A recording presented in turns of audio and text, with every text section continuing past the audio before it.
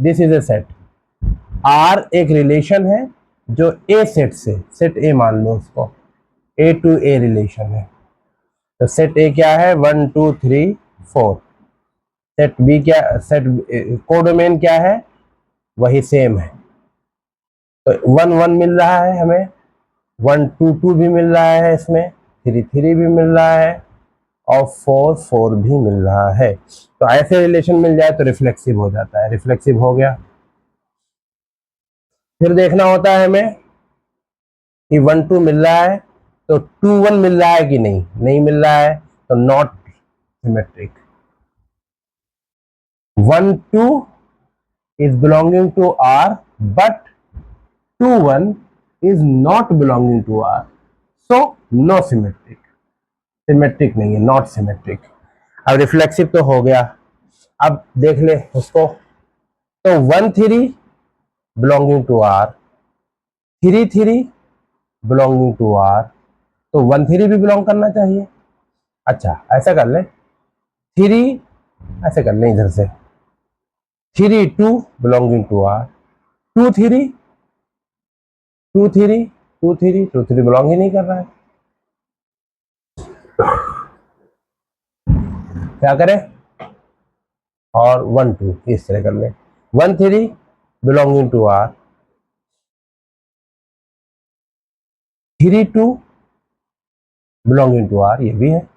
अब 1 2 भी बिलोंग करना चाहिए, 1 2 भी बिलोंग करता है R को। देखो जाए, ये 3 2 ये तीनों बना रहे हैं हमें transitive, hence R is transitive. तो रिफ्लेक्सिव है और ट्रांजिटिव है, सिमेट्रिक नहीं है। सिमेट्रिक वाले हटाओ सारे ऑप्शन, इसमें सिमेट्रिक का ऑप्शन हटाओ, ये भी खत्म। Option B is correct. Students, let's see this question. This question has come in KVS PGT, sin square x minus 2 cos square x is equal to 1।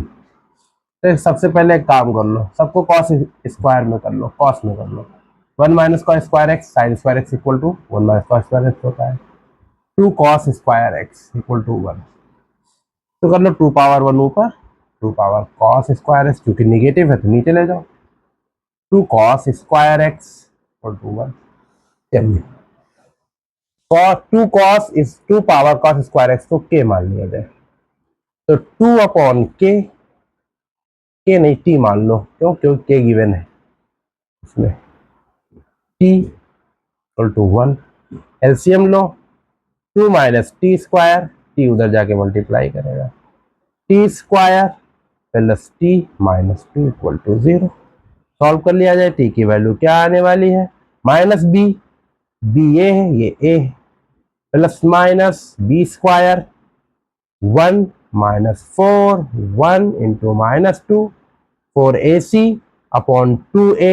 आप लोग श्रीधराचार्य का फार्मूला जानते हो, क्वाड्रेटिक फार्मूला, 1 प्लस 8 9 आने वाला है, 2। तो t की वैल्यू आ रही है आपकी -1 प्लस -3 अपॉन 2। तो t की वैल्यू एक बार आ जाएगी 2/2, 1 आ जाएगी, एक वैल्यू आ जाएगी -4 अपॉन 2 यानी -2 आ जाएगी, t की वैल्यू -2। चलिए दोनों की वैल्यू देखते हैं, इरेज कर लें थोड़ा सा। t की वैल्यू एक ये आई हुई है, एक ये आई हुई है। t की वैल्यू 1, तो 2 का power cos square x is equal to 1, तो हो गया cos स्क्वायर एक्स, तो 2 का पावर 0 भी तो 1 की वैल्यू होती है, तो cos स्क्वायर एक्स को कंपेरिजन करें तो कंपेयर करें तो 0 हो गया, cos x इक्वल टू 0। तो cos x लिख सकते हैं cos 2k प्लस 1 π/2,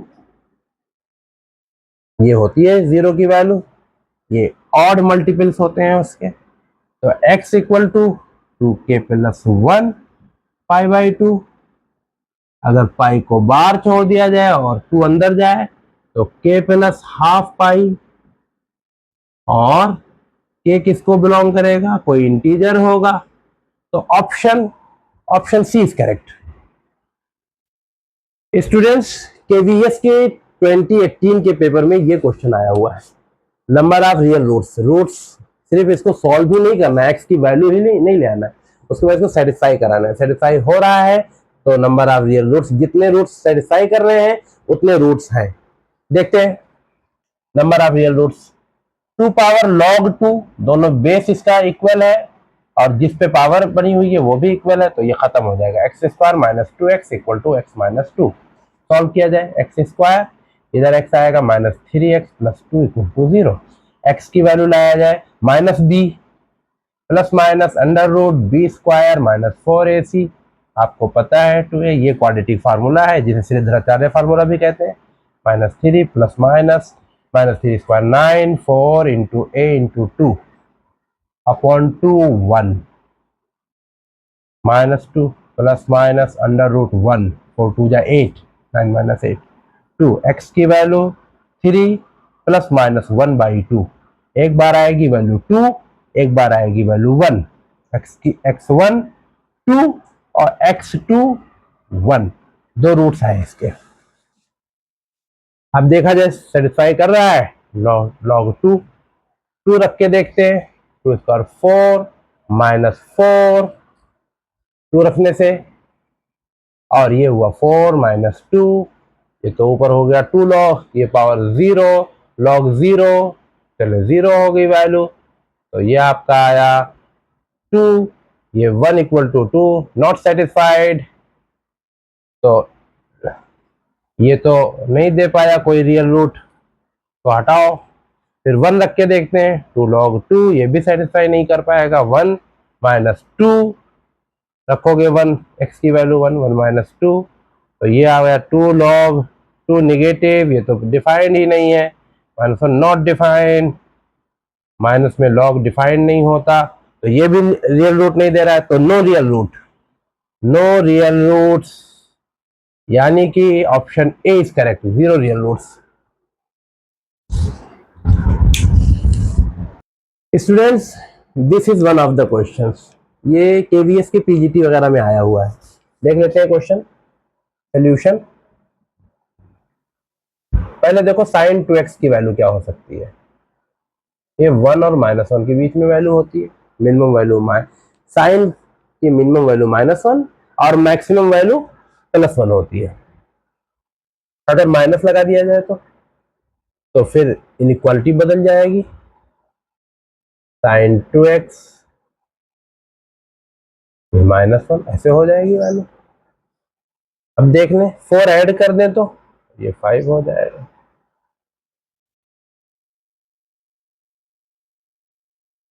क्योंकि 4 ऐड किया गया है, यह हो गया आपका +3। तो देखा जाए 5 4 माइनस साइन 2x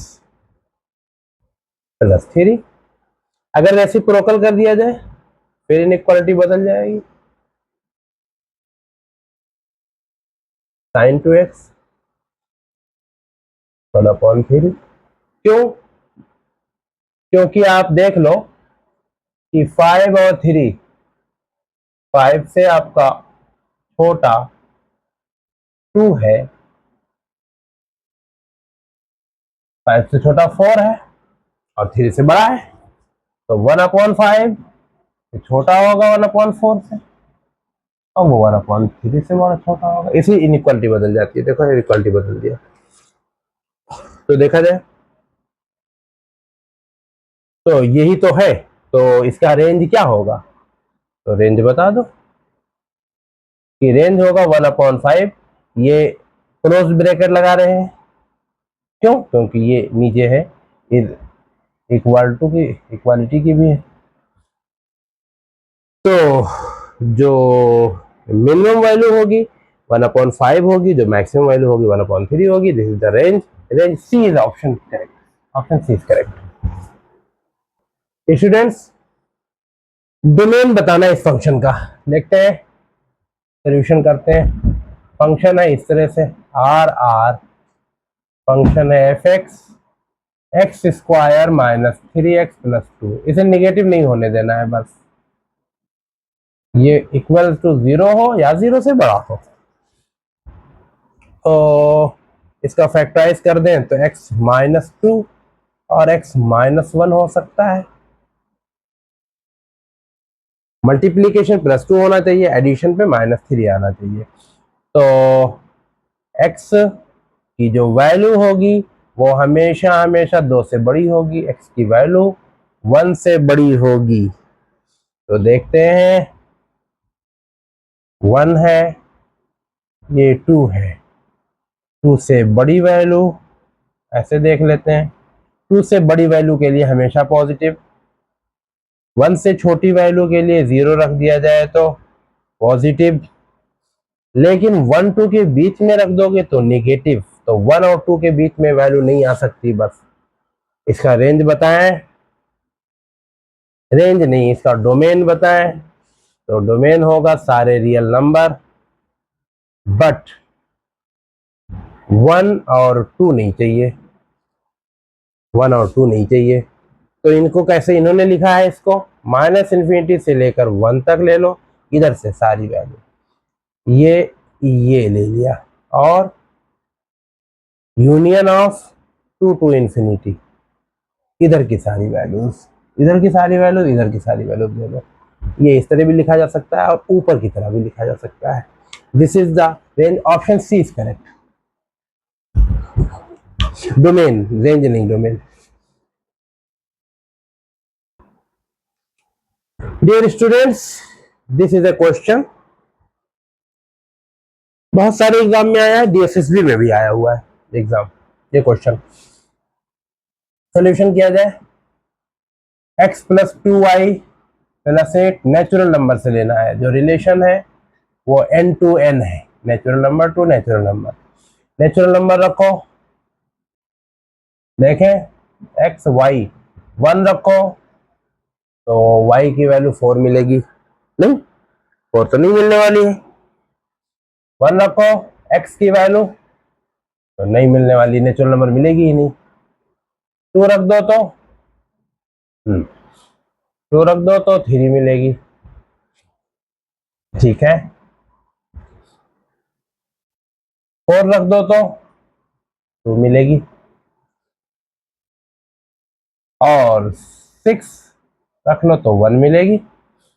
इसके बाद आगे पॉसिबल है 8 रख दो तो 0 मिलेगी, नेचुरल नंबर मिलेगी नहीं, तो ये नहीं रखा जा सकता है।